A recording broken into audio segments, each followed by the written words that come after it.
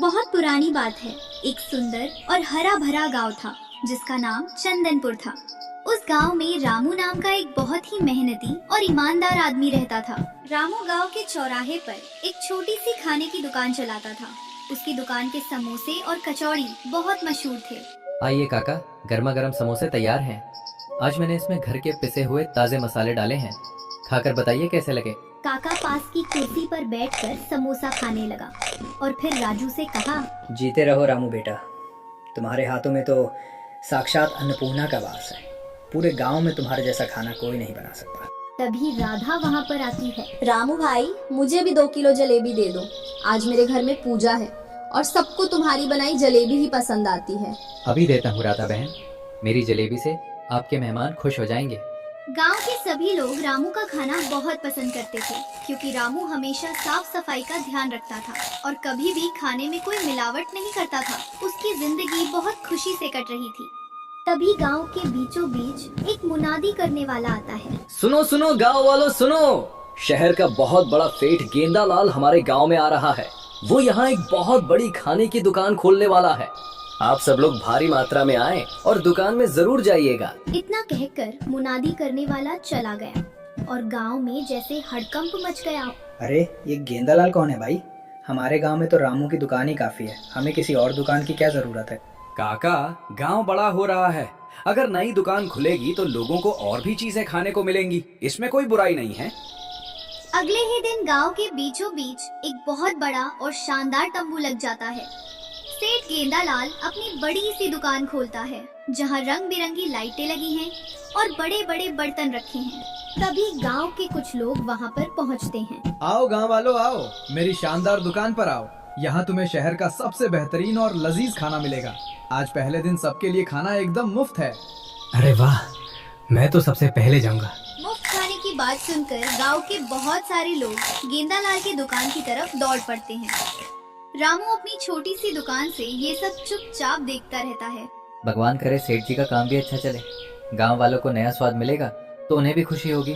रामू बेटा, तू बहुत भोला है। मुझे तो ये गेंदालाल आदमी कुछ ठीक नहीं लग रहा है। इसकी आंखों में लालच साफ दिखाई दे रहा है। अगले दिन मुफ्त ना होने पर भी लोग उसी की दुकान पर टूट पड़ते हैं। काका की बात सच साबित होती है। गेंदालाल का खाना खाकर लोग जैसे उसके दीवाने हो जाते हैं। सेठ जी, मुझे 4 प्लेट कचौड़ी और दे दो। तुम्हारे खाने में तो जैसे कोई जादू है। मेरा पेट भर गया है लेकिन मन नहीं भर रहा है। ये मेरी खास शहर वाली रेसिपी है गोगी भाई, तुम रोज आओ, तुम्हें ऐसा ही बढ़िया खाना मिलेगा।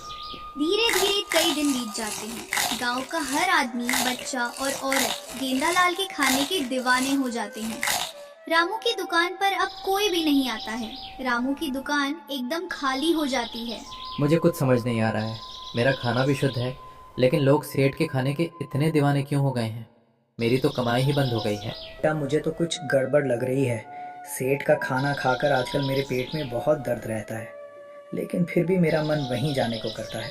काका, आप सही कह रहे हैं। मेरे पति को भी कल से उल्टी और चक्कर आ रहे हैं, लेकिन वो फिर भी सेठ की दुकान पर ही जा रहे हैं। उन दोनों की बात सुनकर रामू को शक होने लगता है। ये तो बहुत चिंता की बात। कोई भी इंसान बीमार होने के बाद भी वही खाना क्यों खाना चाहेगा? जरूर उस खाने में कोई खराबी है। रामू को सेठ गेंदालाल पर बहुत शक होता है।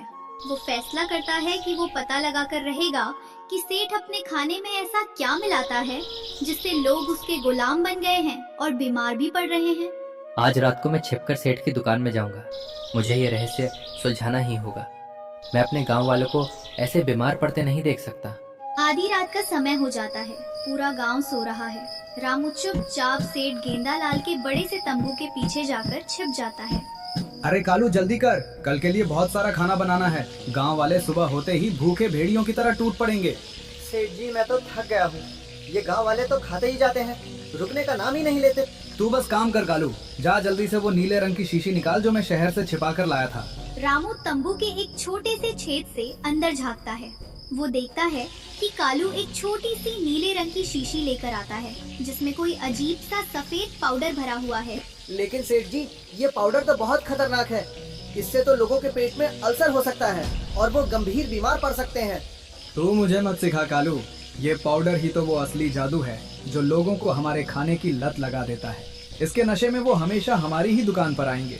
लेकिन अगर किसी की जान चली गई तो हम दोनों जेल की हवा खाएंगे सेठ जी।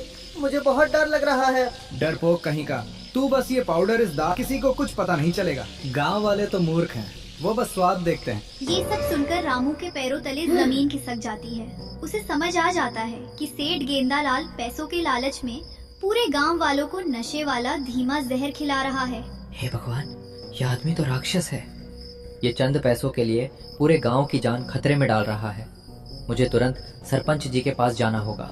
रामू बिना कोई आवाज किए वहाँ से भागता है और सीधा सरपंच जी के घर पहुंचकर उनका दरवाजा खटखटाता है। सरपंच जी नींद से जागकर बाहर आते हैं। क्या बात है रामू, इतनी रात गए तुम यहाँ कैसे आए? सब ठीक तो है ना? तुम इतने घबराए हुए क्यों हो?